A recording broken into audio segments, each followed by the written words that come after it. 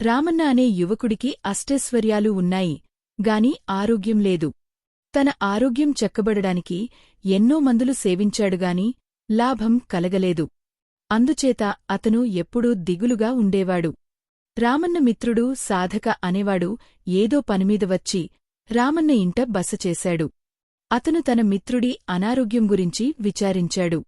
అతను పెద్ద ఘనవైద్యుడు కాకపోయినా గృహవైద్యం తెలిసినవాడు. అతను రామన్న తనకు తెలిసిన మేరకు పరీక్షించి అతని శరీరంలో ఏ దోషమూ లేదని తెలుసుకున్నాడు. సాధక రామన్న దినచర్య గురించి ప్రశ్నించాడు. జక్కన్న ఉదయం కాలకృత్యాలు తీర్చుకుని ఫలహారం చేస్తాను. తరువాత కొంతసేపు తమ సంపదకి సంబంధించిన లెక్కలు చూస్తాను. మధ్యన పళ్లరసం తీసుకుంటాను. తరువాత విశ్రాంతి తీసుకుని భోజనం చేస్తాను. భోజనం చేసి నిద్రపోతాను. నిద్ర అయ్యాక తన తండ్రితో సొంత వ్యవహారాలను గురించి చర్చిస్తాను. రాత్రి భోజనం అయ్యాక పడుకునే ముందు మళ్లీ పళ్లరసం తీసుకుంటాను. రామన్న ఈ వివరాలన్నీ చెప్పి సాధకతో, నన్నేదో భయంకరమైన వ్యాధి పట్టుకున్నది. అది మందులకు లొంగేది కాదు. పళ్లరసం నోటికి బాగుండదు. భోజనం హితవుగా ఉండదు. నా జీవితం ఇలా గడచిపోవలసిందేగా అని నిరుత్సాహంగా అన్నాడు. సాధక నవ్వి, నిరుత్సాహపడకు. నీకు ఔషధాలతో పాటు గాలి మార్పు కూడా అవసరం. 1 నెలపాటు మా ఊరు వచ్చి ఉండు.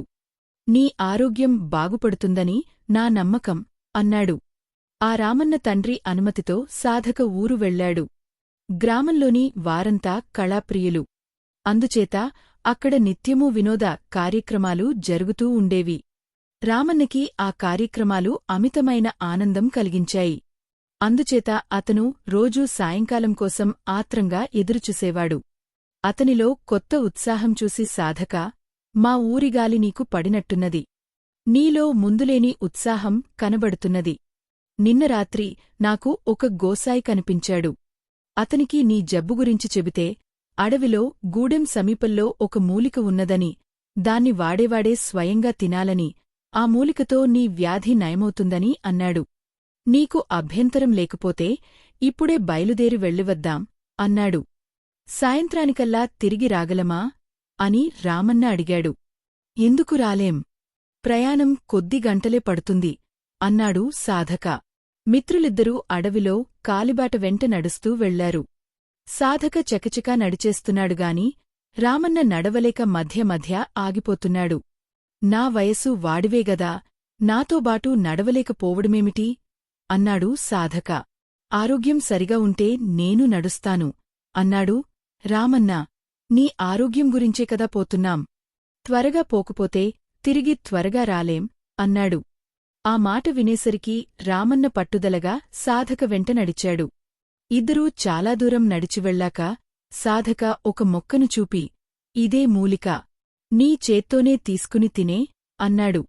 దాన్ని సమీపంలో ఉన్న కొలనులో శుభ్రంగా కడిగిన మీదట సాధకదాని మూలిక రామన్న చేత తినిపించి, ఇక మనం వెనక్కు వెళ్లవచ్చు అన్నాడు.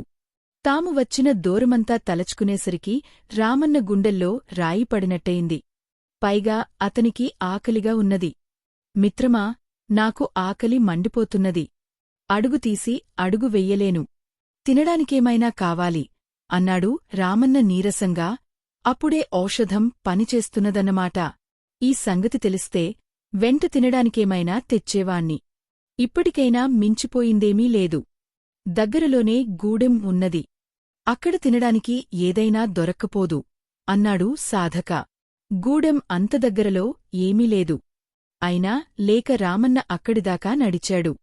కోయదొరవారికి స్వాగతం చెప్పి అప్పటికప్పుడు వెదురు బియ్యం వండించి పెట్టాడు. ఆకలి కరకరలాడుతూంటే తాను ఏమి తింటున్నదీ తెలికుండానే రామన్న ఆవురావురుమని తినేశాడు. భోజనం అయ్యాక ఇద్దరికీ నిద్రవచ్చింది. కోయదొర వాళ్లకు పడకలు ఏర్పాటు చేశాడు. వాళ్లు నిద్రలేచేసరికి సాయంకాలం కావస్తున్నది. ఇద్దరూ ఇంటికి వచ్చేటప్పుడు రామన్న, నీ మందు అద్భుతం. నాకు మంచి నిద్రపట్టింది. ఒంట్లో చాలా సుఖంగా ఉన్నది అని సాధకతో అన్నాడు. ఆ రాత్రికూడా రామన్న కడుపునిండా తిని ఒళ్ళు తెలియకుండా నిద్రపోయాడు. మర్నాడు సాధక అతనితో, నీ ఆరోగ్యం చెక్కబడింది. కనుక అసలు విషయం చెబుతాను. ఆకలి పుట్టడానికి ఉపవాసం తప్ప మరో మందులేదు. నిద్రపట్టడానికి శరీరశ్రమ తప్ప మరో మార్గం లేదు. మనసు ఉల్లాసంగా ఉండాలంటే వినోద కార్యక్రమాలు అవసరం. ముందే ఈ మాట చెబితే నువ్వు నమ్మవని మందు పేరు చెప్పి ఇలా తీసుకొచ్చాను. ఇక ముందు ఆకలి వేస్తేనేగాని తినకు. శరీర వ్యాయామం కొంత అయినా చెయ్యి అన్నాడు. రామన్న ముందు ఆశ్చర్యపడిన తరువాత నిజం గ్రహించి తన ఊరికి తిరిగిపోయి సాధక సలహాను అమలు చేస్తూ వచ్చాడు. తమ గ్రామంలో అతనే వినోద కార్యక్రమాలు కూడా ఏర్పాటు చేశాడు.